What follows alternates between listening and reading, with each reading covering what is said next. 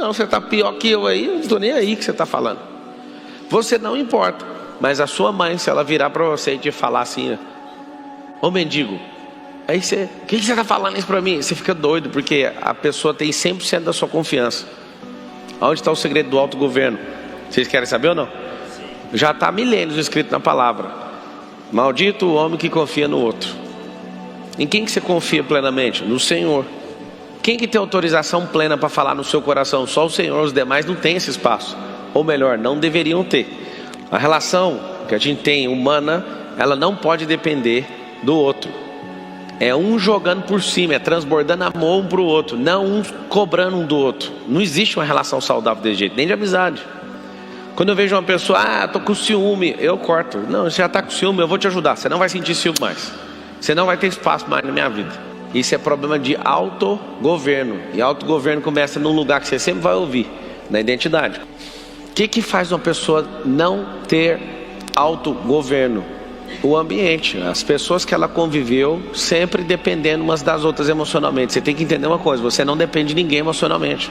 O que fez você ter a cabeça que você tem hoje são as pessoas, as experiências, as histórias, os ambientes que você passou, certo? Então a principal coisa é entender esses 3 movimentos aqui. Todo mundo acha que é 2, mas é 3. Quando Jesus fala assim, lá no Velho Testamento, tem os 10 mandamentos, 613 ordenanças.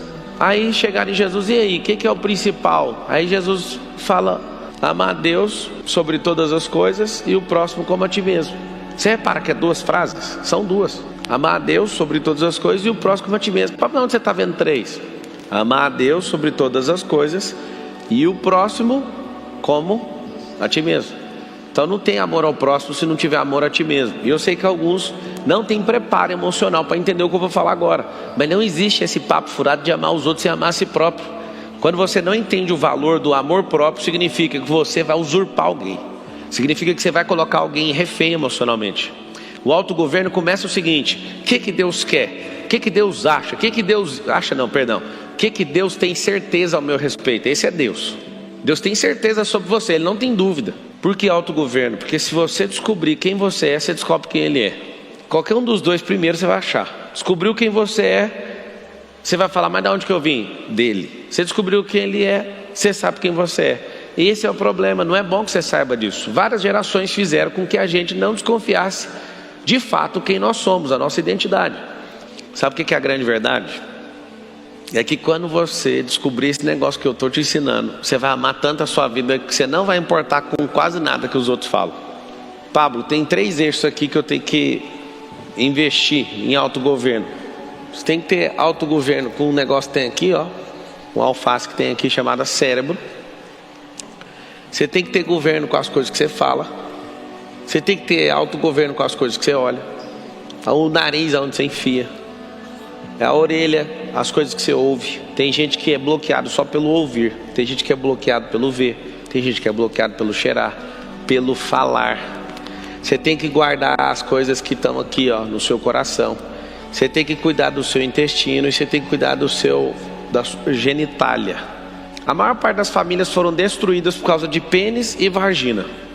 Por que mais de 40% do tráfego da internet mundial é pornografia? Porque as pessoas não têm autogoverno nesta coisa chamada genitália. Pablo, mas como que faz isso, pelo amor de Deus? Todo mundo tem problema com isso. Aí você vai aprender. Canalização de energia.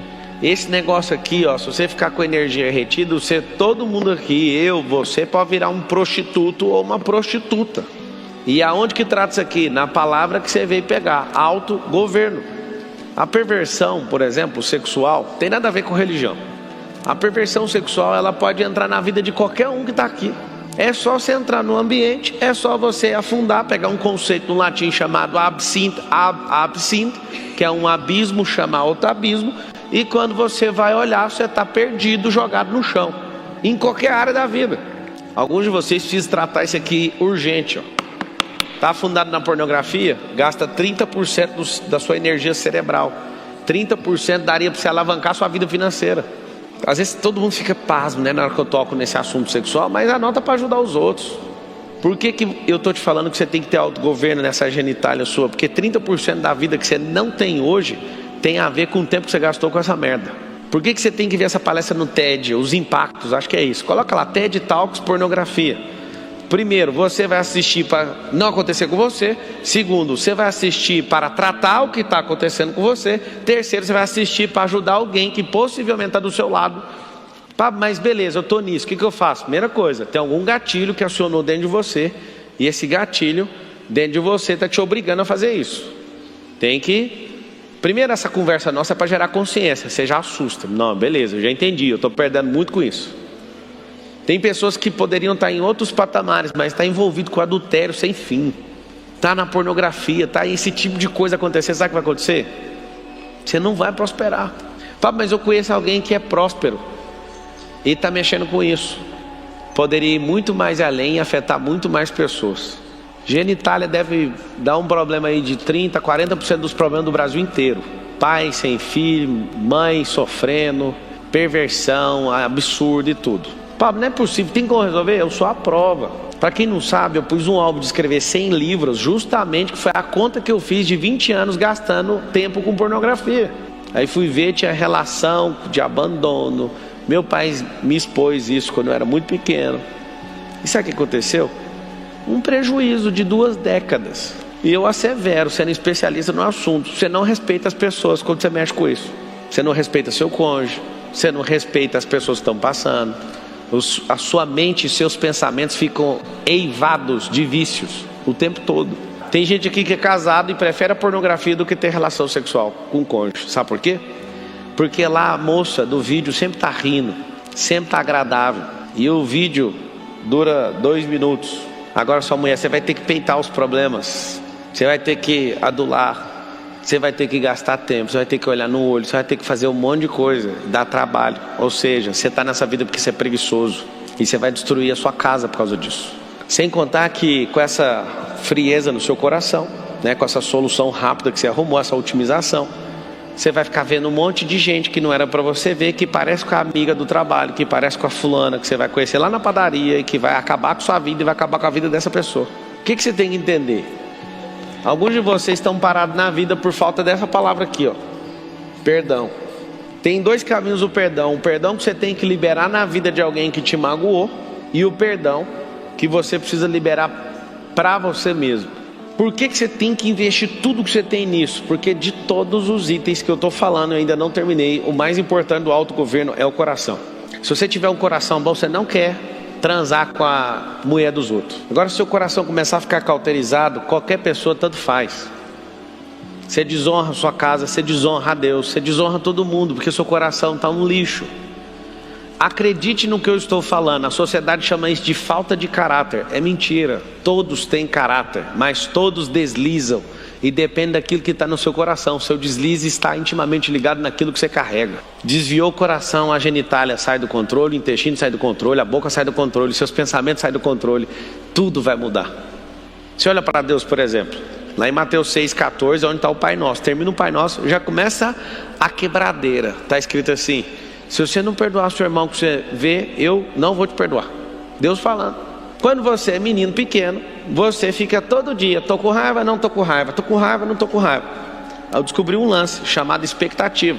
Aí eu aprendi uma coisa sobre a expectativa e você vai anotar. Expectativa nem ativa nem a passiva. O que significa isso? Alguém cria na cabeça dela para você ficar num polo passivo para alimentar a expectativa dela, ou você inverte o polo, você fica criando expectativa nos outros. Aí eu descobri, eu não crio expectativa em ninguém e não dou para ninguém, a expectativa acabou. Não, mas aqui, qual que é a sua expectativa? Nenhuma, eu estou trabalhando pesado, nós vamos prosperar. Por que é bom ser desse jeito? Você não gasta energia com coisa para ficar alienando os outros, ou ficar pondo o seu coração empenhado. Como é que você fica com raiva de alguém? Eu tinha toda a expectativa que você ia estar comigo. Não, mas eu não te dei isso. Quando eu vejo no ar alguém me cobrando e me pondo na expectativa passiva dessa pessoa, eu já posso na hora. Pode custar a amizade. Alguém fala: pois é, custou a amizade. Não custou, porque a verdadeira amizade só vem depois do caos. Não, pode anotar assim, ó, não existe amizade antes de crise. A pessoa fala: mas eu confiei toda a minha vida em você. Primeiro, você está mentindo. Segundo, lembra Salmo 118, versículo 8. Você vai pôr tudo que você tem em Deus. E o que você vai pôr nele não é falar para ele o que você quer fazer. Você vai pôr toda a sua vida dele para fazer o que ele quer, que é diferente. Isso funciona, isso funciona. Como é que faz para o coração ficar bom? Limpa tudo, tá aí dentro. Tem gente que tá aí, fulano abusou de mim quando eu era criança. Eu sei que é pesado o que eu vou falar, mas eu tenho que falar. Quando você era criança, essa pessoa abusou de você. Eu também já sofri abuso. E conto para vocês do jeito que foi. Tinha uma obra do lado da casa do meu pai. E eu fui, e um cara me mostrou a revista pornográfica. Eu já era ativado nisso, eu fiquei interessado. Fui pegar e ele, de roupa, né? Ele pegava, um cara morenão, grandão, pedreiro. Pegava e, você quer ver aqui no espelho? Ele ficava me esfregando assim no corpo dele. Porque eu vi um pedaço de ferro encostando em mim assim.